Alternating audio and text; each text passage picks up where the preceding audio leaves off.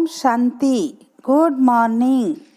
17 मार्च 2021 की साकार मुरली, प्रातः मुरली, बाप दादा मधुबन स्वर्गाश्रम से। आज ज्ञान अमृत की वर्षा।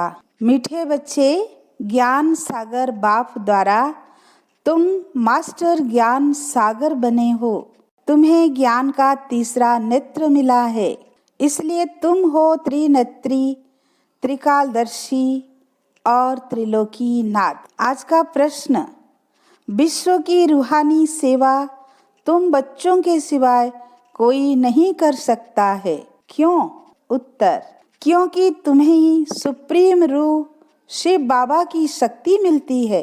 पहले तुम आत्माओं को सुप्रीम रूह द्वारा ज्ञान का इंजेक्शन लगता है, जिससे तुम 5 विकारों पर स्वयं भी विजय प्राप्त करते और दूसरों को भी कराते हो। ऐसी सेवा और कोई कर न सके। कल्प कल्प तुम बच्चे ही यह रूहानी सेवा करते हो। ओम शांति। बाप की याद में बैठना है और कोई भी देहधारी की याद में नहीं बैठना है। नए नए जो आते हैं बाप को तो जानते ही नहीं है। उनका नाम तो बड़ा सहज है, शिव बाबा।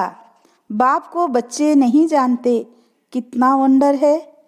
शिव बाबा ऊंच से ऊंच सर्व का सद्गति दाता है, सर्व पतितों का पावन करता, सर्व का दुख हरता भी कहते हैं। परंतु वह कौन है यह कोई नहीं जानते, सिवाय तुम बिके के।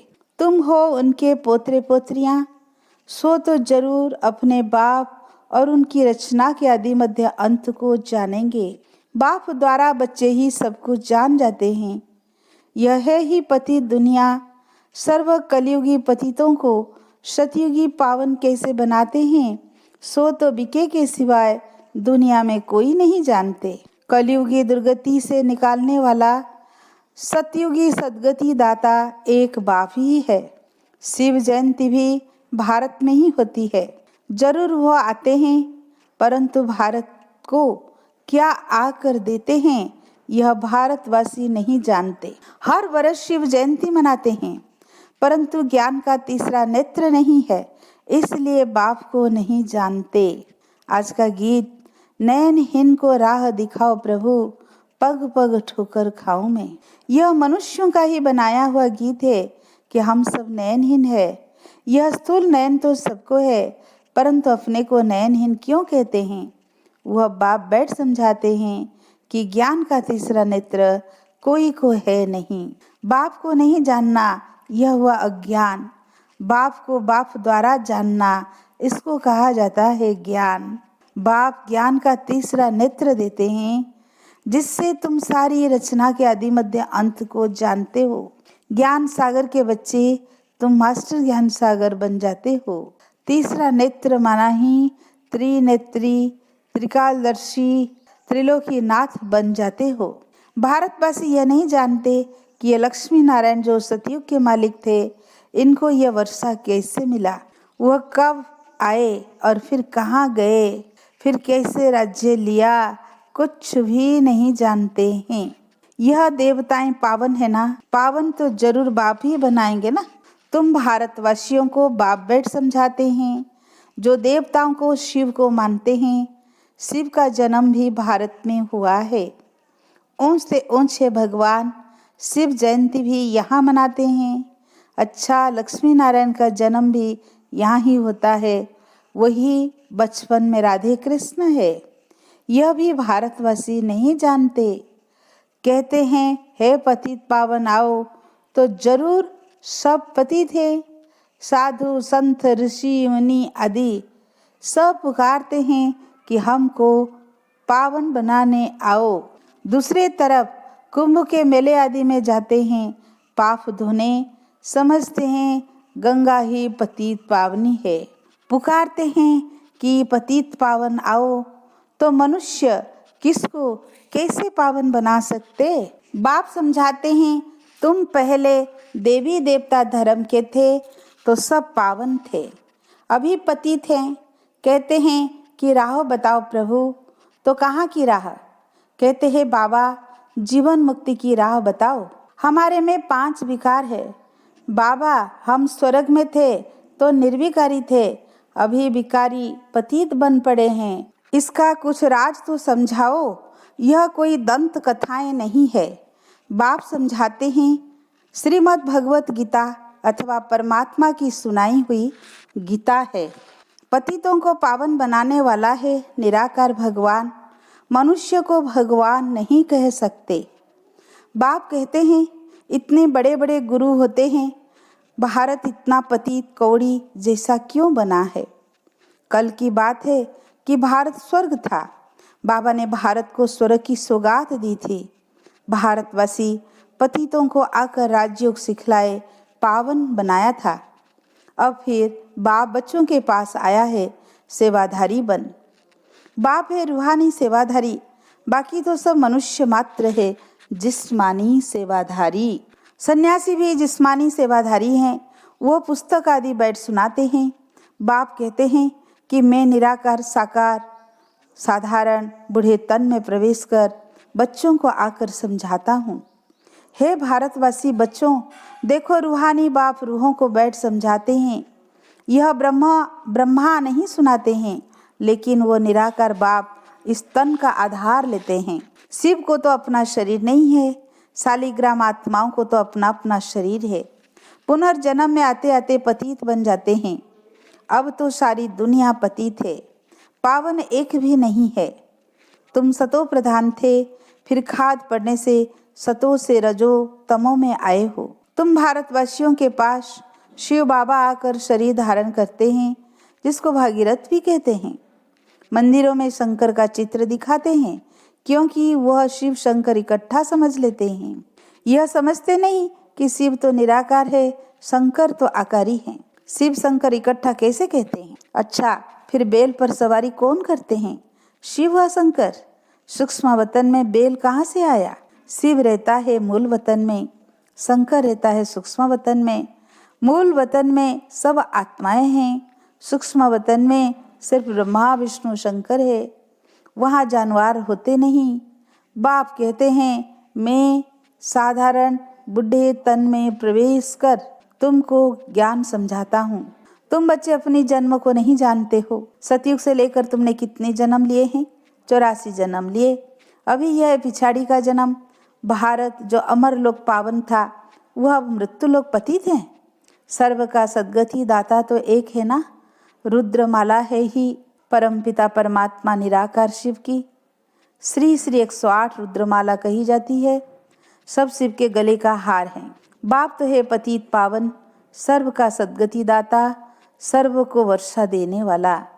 लेकिन बाप से हद का वर्षा मिलता है, जिसको सन्यासी काकविष्ठा समान सुख समझते हैं। बाबा कहते हैं कि बरोबर यह तुम्हारा सुख काकविष्ठा समान है। बाप ही आकर पतितों को पावन अथवा कांटों को फूल बनाते हैं नॉलेज से। यह गीता की नॉलेज है। यह ज्ञान कोई मनुष्य नहीं समझा सकते हैं। ज्ञान का सागर पतित पावन बाप ही समझा सकते हैं। बाप से ही वर्षा मिलता है जो तुम ले रहे हो। तुम ही सिर्फ सदगति तरफ जा रहे हो। अभी तो संगम पर हो, वो तो कलयुग में है। अभी है कलयुग का अंत। महाभारत लड़ाई भी सामने खड़ी है। 5000 बरस पहले भी जब तुम राजयोग सीखते थे तो भंबर को आग लगी थी। अभी तुम राजयोग सीख रहे हो ये लक्ष्मी नारायण बनने के लिए। बाकी तो है भक्ति मार्ग। बाप जब आते हैं तो आकर स्वर्ग के द्वार खोलते हैं। बाप कहते हैं कि यह शिव शक्ति भारत माताएं भारत को स्वर्ग बनाती है। श्रीमत पर तुम हो शिव शक्ति भारत माताएं जो भारत को स्वर्ग बनाती हो। तुम हो ही शिव की शक्तियां, उसको ही याद करते हो। शिव से शक्ति लेकर 5 विकार रूपी शत्रुओं पर जीत पाते हो। तुम बच्चों ने 5000 बरस पहले भी भारत की रूहानी सेवा की थी। वो सोशल वर्कर्स करते हैं जिस्मानी सेवा, यह है रूहानी सेवा। सुप्रीम रूह आकर आत्मा को इंजेक्शन लगाते हैं, पढ़ाते हैं। आत्मा ही सुनती है। तुम आत्माएं हो, तुम ही 84 जन्म लेते हो। एक शरीर छोड़ दूसरा लेते हो। 84 जन्म ले 84 माँ बाप बनाए हैं। सतयुग में तुम स्वर्ग के सुख पाए और फिर बेहद के बाप द्वारा सुख का वर्षा ले रहे हो। बरोबर भारत कोई वर्षा था। भारत में लक्ष्मी नारायण का राज्य था। वहाँ दैत्य आदि कोई नहीं थे। तुम जानते हो अभी इस पुरानी दुनिया को आग लगनी है। मैं आकर ज्ञान यज्ञ रचता हूँ। तुम सब पवित्र देवता बनते हो। हजारों हैं जो देवता बनने का पुरुषार्थ कर रहे हैं। अभी तो लाखों के अंदाज। बाप आया है बच्चों की सद्गति करने। तुम बच्चों को कांटों से फूल बना रहे हैं। तुमको ज्ञान का तीसरा नेत्र दे देते हैं, जिससे तुम सारे ड्रामा को, शिव बाबा को क्या पाठ बजाता है। तुम जानते हो अभी इस पुरानी दुनिया को आग लगनी है। मैं आकर ज्ञान यज्ञ रचता हूँ। तुम सब पवित्र देवता बनते हो। हजारों हैं जो देवता बनने का पुरुषार्थ कर रहे हैं। बाप आया है बच्चों की सद्गति करने। तुम बच्चों को कांटों से फूल बना रहे हैं। तुमको ज्ञान का तीसरा नेत्र दे रहे हैं, जिससे तुम सारे ड्रामा को, शिव बाबा का क्या पाठ बजता है सब जानते हो। ब्रह्मा और विष्णु का कनेक्शन क्या है वो भी जानते हो। वही दिखाते हैं कि विष्णु की नाभि से ब्रह्मा निकला, ब्रह्मा ही आकर विष्णु बनते हैं। ब्राह्मण सो फिर देवता। विष्णु से ब्रह्मा बनने में 5000 वर्ष लगा। यह तुमको ज्ञान है। तुम ब्राह्मणों के नाभि कमल से विष्णुपुरी प्रकट हो रही है। उन्होंने तो चित्र बनाया है कि विष्णु की नाभि से ब्रह्मा निकला, फिर सभी वेदों शास्त्रों का सार सुनाया।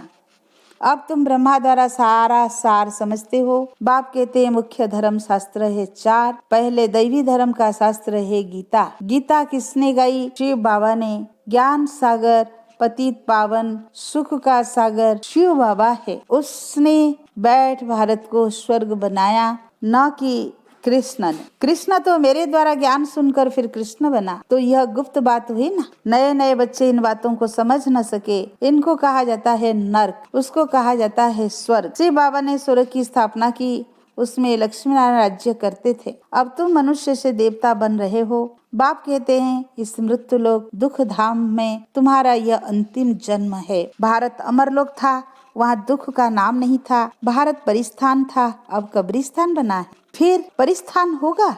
ये सब समझने की बातें हैं। यह है मनुष्य से देवता बनने की पाठशाला। यह कोई सन्यासियों का सत्संग नहीं है जहाँ शास्त्र बैठ सुनाते हैं। इन बातों को नया कोई समझ न सके जब तक 7 दिन का कोर्स नहीं किया है। इस समय भक्त तो सब मनुष्य मात्र है, उन्हों की आत्मा भी याद करती है। परमात्मा एक मासूक के सब आशिक हैं। बाप आकर सचखंड बनाते हैं, आधा कल्प के बाद फिर रावण आकर झूठखंड बनाते हैं। अभी है संगम। ये सब समझने की बातें हैं। अच्छा, मीठे मीठे सिकिलधे बच्चों प्रति माता पिता बाप दादा का याद प्यार और गुड मॉर्निंग। रूहानी बाप की रूहानी बच्चों को नमस्ते। हम रूहानी बच्चों की रूहानी बाप दादा को याद प्यार गुड मॉर्निंग, नमस्ते नमस्ते। धारणा के लिए मुख्य सार। बाप की श्रीमत पर भारत की सच्ची सच्ची रूहानी सेवा करनी है। सर्वशक्तिमान बाप से शक्ति ले 5 विकारों रूपी शत्रुओं पर विजय पानी है। सेकेंड पॉइंट, मनुष्य से देवता बनने के लिए पवित्र जरूर बनना है। नलेश को धारण कर कांटे से फूल बनना और बनाना है। आज का वरदान, श्रीमत द्वारा सदा खुशी व हल्केपन का अनुभव करने वाले, मनमत और परमत से मुक्त भव। जिन बच्चों का हर कदम श्रीमत प्रमाण है, उनका मन सदा संतुष्ट होगा। मन में किसी भी प्रकार की हलचल नहीं होगी। श्रीमत पर चलने से नेचुरल खुशी रहेगी, हल्केपन का अनुभव होगा। इसलिए जब भी मन में हलचल हो, जरा भी खुशी की परसेंटेज कम हो तो चेक करो, जरूर श्रीमत की अवज्ञा होगी। इसीलिए सूक्ष्म चेकिंग कर मनमत व परमत से स्वयं को मुक्त कर लो। आज का स्लोगन, बुद्धि रूपी विमान द्वारा वतन में पहुंचकर ज्ञान सूर्य की किरणों का अनुभव करना ही शक्तिशाली योग है। अच्छा, ओम शांति। खास मातेश्वरी जी के अनमोल महावाक्य।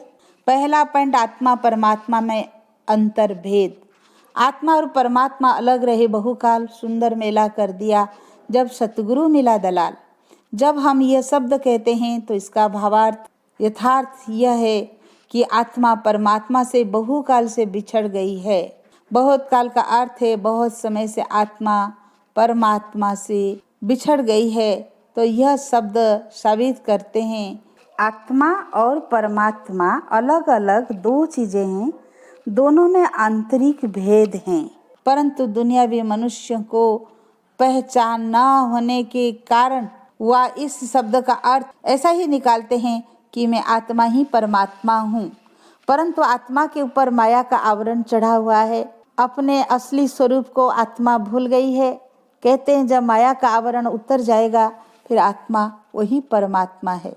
तो वो आत्मा को अलग इस मतलब से कहते हैं और दूसरे लोग फिर दुखी बन पड़ी है। जब आत्मा फिर अपने आप को पहचान कर शुद्ध बनती है तो फिर आत्मा परमात्मा में मिल एक हो जाएगी। तो वो आत्मा को अलग इस अर्थ से कहते हैं। परंतु हम तो जानते हैं कि आत्मा परमात्मा दोनों अलग चीज है। ना आत्मा परमात्मा हो सकती है और ना आत्मा परमात्मा में मिल एक हो सकती है, और ना फिर परमात्मा के अंदर ना फिर परमात्मा के ऊपर आवरण चढ़ सकता है। सेकेंड पॉइंट, मन की अशांति का कारण है कर्म बंधन और शांति का आधार है कर्मातीत। वास्तव में हर एक मनुष्य की यह चाहना अवश्य रहती है कि हमको मन की शांति प्राप्त हो जाए, इसलिए अनेक प्रकार के प्रयत्न करते आए हैं, मगर मन को शांति अब तक प्राप्त नहीं हुई। कारण क्या है? अब पहले तो यह सोच चलना जरूरी है कि मन की अशांति की पहली जड़ क्या है। मन की अशांति का मुख्य कारण है कर्म बंधन में फंसना। जब तक मनुष्य इन 5 विकारों के कर्म बंधन से नहीं छूटे हैं तब तक मनुष्य अशांति से छूट नहीं सकते। जब कर्म बंधन टूट जाता है तो मन की शांति अर्थात जीवन मुक्ति को प्राप्त कर सकते हैं। अब सोच करना है यह कर्म बंधन टूटे कैसे और उसे छुटकारा देने वाला कौन है। ये तो हम जानते हैं, कोई भी मनुष्य आत्मा किसी भी मनुष्य आत्मा को छुटकारा दे नहीं सकती। यह कर्म बंधन का हिसाब किताब तोड़ने वाला सिर्फ एक परमात्मा है। वही आकर इस ज्ञान योग बल से कर्म बंधन से छुड़ाते हैं। इसीलिए ही परमात्मा को सुखदाता कहा जाता है। जब तक पहले यह ज्ञान नहीं है कि मैं आत्मा हूँ, असल में मैं किसकी संतान हूँ, मेरा असली गुण क्या है, जब यह बुद्धि में आ जाए तब ही कर्म बंधन टूटे। अब यह नॉलेज हमें परमात्मा द्वारा ही प्राप्त होती है। गोया परमात्मा द्वारा ही कर्म बंधन हमारे टूटते हैं। अच्छा, ओम शांति।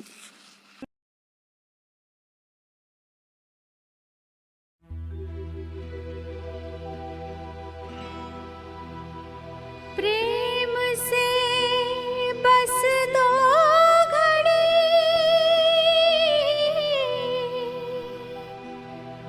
प्रभु का ध्यान कीजिए,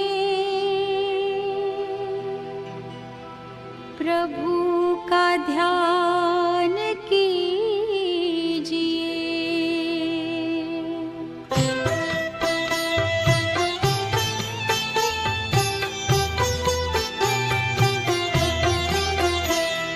प्रेम से बस दो घड़ी प्रभु का ध्यान कीजिए, अपनी अंतर आत्मा को शांति से भर लीजिए।